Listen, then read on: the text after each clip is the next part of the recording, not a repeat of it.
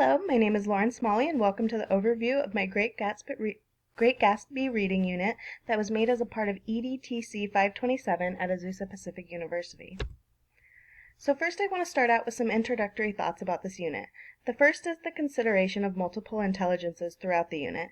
The idea of multiple intelligences is that we have a bias towards different learning styles. We do not fall perfectly and only within one intelligence style, but we have biases towards certain learning styles, ways in which information is easily understood and acquired based on who we are as individuals. Through this unit, I have tried to incorporate a variety of learning tasks that will some point or at multiple points really cater to each intelligence type. By doing this, I have had to be aware of my own bias based on my own intelligence type or types and try to go out of my comfort zone and incorporate activities that I might not otherwise feel inclined to. A second thought is on empowering students through technology. This unit was purposely planned to include as much technology as possible, and I think through this unit it really became something where students are able to do a lot of exploring. By planning technological-based lessons and assignments, I kind of realized, hey, I can't be at the front of the classroom lecturing the whole time. And I think this is something that ultimately encourages student empowerment because they're learning more from personal discovery versus simple absorption of information. My last thought is I really purposely tried to build towards higher levels of cognition in terms of moving up the rungs of Bloom's taxonomy. And while the ultimate goal is to get students to that higher rung of thinking skills like synthesis, evaluation, and creation, I really wanted to make sure I spent time on that lower rung first, because I think there is a lot of value in spending time understanding the more simple or basic ideas. So both the Common Core state standards and the technology standards that are addressed in this unit are both listed here.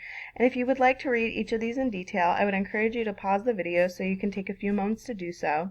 But I want to go over some of the general aspects of the standards. The first of which is the idea of a cross-curricular unit plan.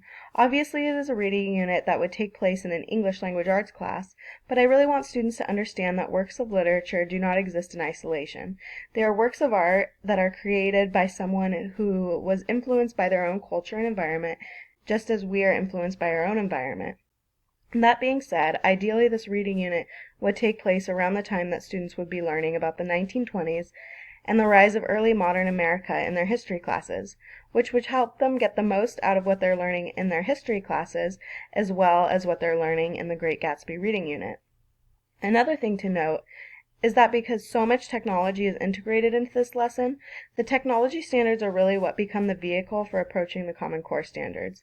So all in all, I think what makes this lesson potentially so effective is that all of these elements, the cross-curricular nature, the fusion of technology, they're all working together in a very dynamic way.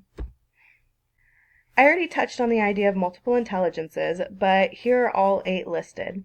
So really trying to integrate all of these intelligence types, I think made for a very creative approach to a reading unit. I put an asterisk next to the verbal, interpersonal, and intrapersonal intelligence types because I wanted to note that I believe that these are the intelligence types that the unit is most biased toward. This is because the unit is very relationship driven in multiple aspects. There's a lot of collaboration and discussion. We look deeply at characters, trying to empathize with them and trying to think about our own lives in terms of the characters and the culture of the 1920s. That being said, there are a handful of visual opportunities, such as designing a virtual 3D house based on the descriptions of Jay Gatsby's home, which is also very good for kinesthetic learners. There is also a good deal of research that takes place and graphic organizers that are made to help organize information, as well as examinations of cause and effect relationships concerning historical events, which I think is really good for naturalist, logical, and at some points visual learners. Musical learners are also addressed through the study of 1920s jazz music, as well as looking at some of the more rhythmic, lyrical aspects of Fitzgerald's writing in his novel. So there is a little of something for everyone here, and as I'll explain a little later, there is a good amount of student-driven research that takes place, so I think this allows students to really learn in a way that works best for them according to their unique style. There are 2 learning goals for this unit. The first learning goal is that students will understand how character development and setting contribute to theme, tone, and plot progression of a novel. The second learning goal is that students will learn how to deepen their understanding of literature by connecting the author and their stories to the historical context of which it was written. So each of these learning goals have a few learning outcomes that are associated with them, and those learning outcomes are all scaffolded from the lower levels of Bloom's taxonomy to the higher levels to help build them towards totally embracing the goal. So the unit really relies on the assumption that students will have access to the internet, first of all, as well as a computer or a tablet. Many of the activities could be done with a smartphone, but would not be ideal for a few of the assignments. So from there, students have access to the tools that are used to build the unit. They will be using Internet Explorer such as Chrome throughout for research. Google Suite will be used at many turns in the form of Google Docs and Google Sheets. Penzu will be used where students will keep an online reading journal throughout the unit. And Penzu is nice because classes can be linked together through a code provided by the teacher, so I would be able to keep track of journal entries easily. Sutori is a tool that would be used to create graphic organizers. Sutori is very cool because there's a whole variety of embedded features that can be used to enrich the experience of using mapping, timelines, and graphic organizers. Live Binders is a basic online binder where students can create a collection of resources, which will help in keeping organized throughout the research portion of the unit. So this doesn't represent the totality of the resources that we will be using, but it will give you a good idea of the types of resources they will use for a variety of purposes throughout the reading unit. Here is a deeper explanation of how the 3-week unit builds through the levels of cognition of Bloom's taxonomy. So week 1 is going to focus more on knowledge, comprehension, and application. Students are going to be asked to use close reading and rereading of the text in order to identify literary elements such as imagery. They will also use this to recreate the Gatsby home using an online program, as was stated earlier. They will revisit the text to fill out a character matrix during one lesson, where they try to decide if a character displays a certain trait or not, which is a way this information will start to be applied. At the end of the week, students will have a quiz to assess whether or not these activities have been successful in learning some basics about the book, author, and the characters, as well as the literary elements used, such as imagery, characterization, and tone. Week 2 shifts in focus a bit, and students work in research groups throughout the week to understand more about the 1920s. In certain regards, they will be addressing some of the lower levels of cognition, but by the end of the week, this research should culminate into a Socratic seminar where students will be able to analyze and evaluate different aspects and controversies of 1920s culture, as well as the culture of the novel. This will also act as a second formative assessment, and should give a more total nuanced view of how students are progressing through the unit. The final week, students will really be focusing on synthesis, creation, and evaluation.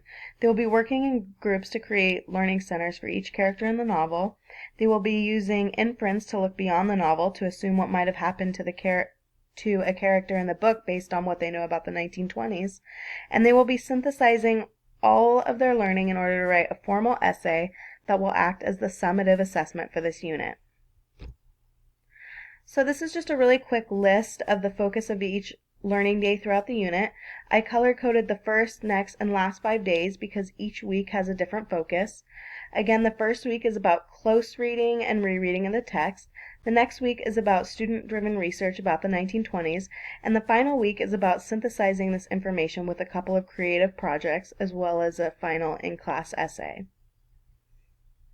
So if you get a few minutes to look this over, so if we're focusing on close and rereading in week 1, you'll see WebQuest. That's kind of an introductory assignment that students use to learn more about The Great Gatsby as well as its author. Next is focusing on characterization, then imagery, then they fill out the character matrix we mentioned, and then day 5 they recollect and do some book notes as well as their quiz. And so in the blue we have week 2. This is the research portion. They'll be researching about the jazz age and musical culture, the general culture and economy of the 1920s, as well as the idea of the American dream as it pertains to the 1920s and the Great Gatsby. Day 9, they'll be organizing all this research into their live binders.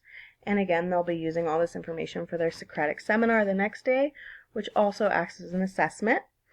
This is also the day where they will finish reading the book, The Great Gatsby. The third week, we're focusing on inference. Then they'll do a character center prep where they get a character center ready. The next day, everybody will be able to go around and view each other's character centers. And day 14, we'll go over some essay review in preparation for the final summative assessment, which is a character evaluation essay. So I hope this kind of brought full circle some of the things I've been talking about in terms of cognition building, incorporating multiple intelligences, and addressing the learning goals and standards outlined for this unit.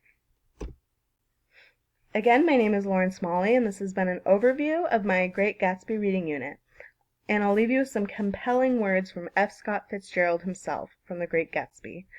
I was within and without, simultaneously enchanted and repelled by the inexhaustible variety of life. Thank you so much for watching.